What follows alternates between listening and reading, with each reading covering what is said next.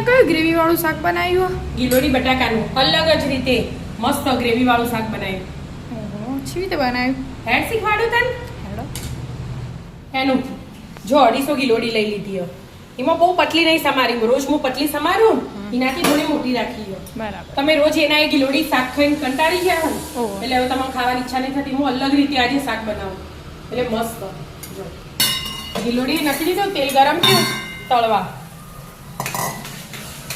રંધાવા આજે મને પાણી પીવા માટે ગ્લાસ આ પડ્યું.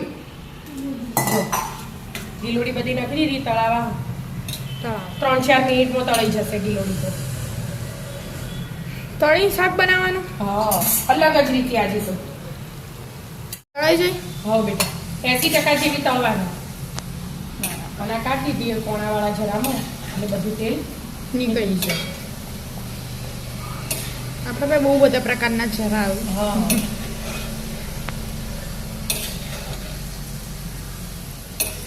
બધી જ નીકાળી દેવાની. બધી જ કાઢી દેવાની ને બટાકા નાખવું ને હવે. બટાકા એ તળવાના પછી? હા, બટાકા 80% જેવા તળી દેવાના. બંને 80% તળી હા. દેવાના. એટલે પછી શાક બનાવતો તો કોઈ વાર જ નહીં થાય મને. હા, શાક ફટાફટ બની જાય 10 મિનિટમાં. કાઢી દેતા હા ગિલોડી નાખાડી દીધી હવે. હા, હવે આ બટાકા ધોઈને તૈયાર કર્યા એ અંદર એડ કરી દેવાનું. તેલ તો ગરમ જ છે. હા, તેલ ગરમ જ છે ને. બટાકા ચડું, બટાકા 5 મિનિટમાં ચડી જશે.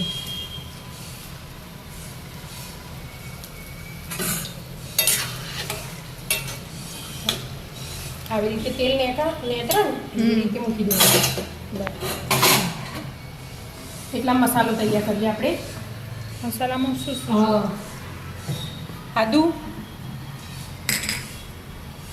મરચાં 2 લીધા અને લસણ અને લીલા ધાણા ધોઈ તૈયાર જ છે. આને પીસી દેવાનું, થોડું પાણી એડ કર્યું.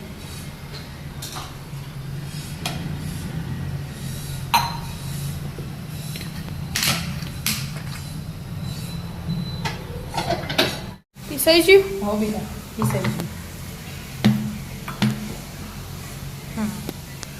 એને સાઈડ પર મૂકી દીધું. બટાકા કેટલું ચડ્યું એ જોઈએ આપણે. કેવી રીતે ખબર પડે? હા, કેવી રીતે ખબર? આમ ભાગીએ એટલે ખબર પડી જાય. જો ભાગી ગયું ચડી ગયું. બહાર કાઢી દેવાના આવે બટાકાને.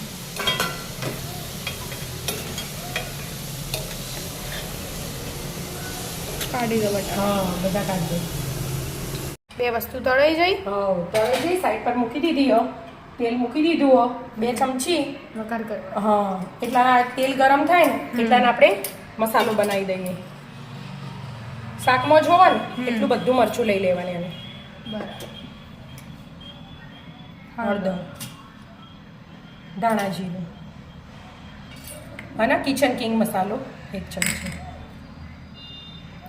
આવી રીતે કરવાનું કારણ? એટલે આ શાકમાં નાખીએ ને આપણે વઘારમાં હા. તો બળો ના અને એકદમ સ્વાદ અલગ જ આવે. એટલા માટે પાણી એડ કરેલું હોય એટલે બળો ના. આમ તો પાણી વગર કોરો નાખો ને તમે બધા ચોટી જાય ને હા એ ના થાય એટલા માટે. એટલે એક તૈયાર કરી. હા, તૈયાર કરી દીધું. હવે હવે થોડીક રહી નાખું. તેલ તો ગરમ હતું એરી લીધું હશે. હા, તેલ ગરમ થઈ થઈ જશે. જશે.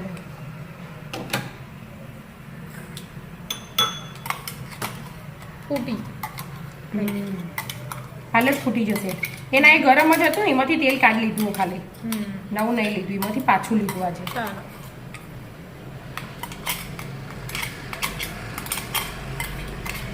ચટણી કાઢી દીધી. હા, પેલી પેસ્ટ બનાવી હતી ને આદુ લસણ મરચાં ધાણાની એ કાઢી દીધી બહાર.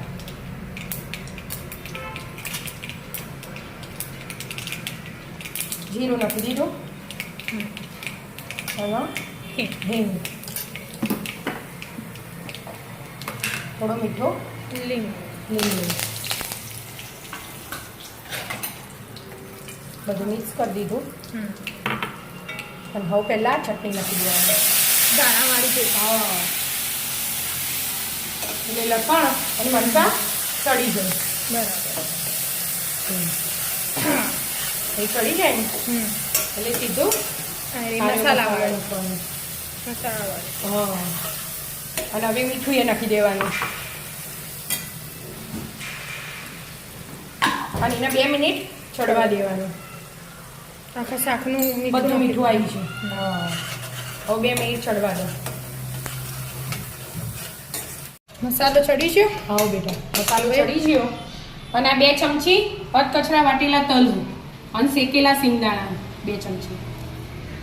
2 ચમચી. હા શેકી દીધું તું પછી અધકચરું વાટી દીધું. આવું તો ગિલોડીનું શાક મમ્મી મેં બધી જોયું. હા એટલે જ ને તું 2 રોટલી ખાતી હોય હા. ને એનું તો 4 રોટલી ખોય. એવું 2 ટોમેટા પીસી લેવાના તો ક્રશ કરો ને તો એ ચાલે બેટા. પણ મેં પેલી ગ્રીન ચટણી બનાવી હતી ને મારી હું ક્રશ કરે ને તે કથ્થઈ કલર આખો કલર ચેન્જ થઈ ગયો ટામેટાનો. ગ્રીન તું ઉડાયના મારી હારું ગ્રીન ને રેડ ભેગું કરી તો કથ્થઈ કલર તું બની. ધોવા જ કહેતી હતી કે લાય મમ્મી હું ધોઈ દઉં પણ મેં કીધું ના આનો ઉપયોગ કરવાનો એટલે બધું શાકમાં મિક્સ જ છે ને તને હા એ તો એ જ ને. એટલે થોડું તો ટામેટા છે. હા ટામેટા. ટામેટા જ છે. એનો કલર બદલી કાઢ્યું આપણે 2 મિનિટ ચડી જાય તેલ છૂટે એટલે આ શાક નાખી દેવાના 2. બંને એક હાથે તેલ છૂટવા દેતા. હા તેલ છૂટી ગયું. આવો બેટા જો તેલ છૂટ્યું ને હવે આ ગિલોડી અંદર એડ કરી દીધી. અને બીજું કહેવાય મમ્મી ટીંડોળા એ કહેવાય. આપણી બાજુ મહેસાણા બાજુ બધા ગિલોડી કહે અને આ બીજા બધા ટીંડોળા કહેતા હોય બટાકા એટલે જે કહેવું એ કહેવાય એમ.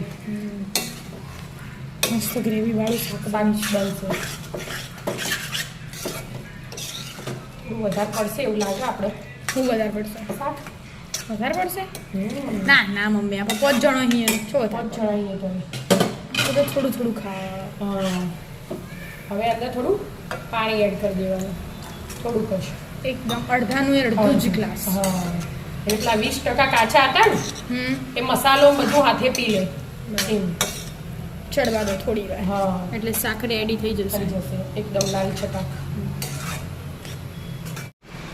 થયા હમ કેટલું તેલ હતું તો કેટલું બધું બહાર નીકળી છે કે હલાવ ને એટલી જતી રહેશે. આ ગોળ લઈ લીધું હવે. થોડું અને કોઈના ઘરમાં ખટ્ટું મીઠું ખાતા હોય ને તો ગળી ઓગલીની ચટણી પડી હોય ને હા ખજૂર ઓગલીની હા. એ 1 ચમચી નખાય પણ આપણા ઘરમાં ખાતા નહીં બધા એટલે હવે જતું ને શાક મસ્ત તૈયાર થઈ તૈયાર. ગયું મસ્ત બન્યું. હા જોઈને ભાવે એવું ને થોડા ધાણા આવી છે. આવી જાઓ મસ્ત મજાનું ગિલોડી બટાકા ટીંડોળા બટાકાનું શાક ખાવા મિત્રો. અલગ જ રીતે અલગ જ ગ્રેવી વાળું. રીતે 2 રોટલી ખાઈ ને એનું 4 રોટલીઓ ખાઈ બરાબર ખાઈ લઈએ તાને. હા લે રાધે રાધે. રાધે રાધે.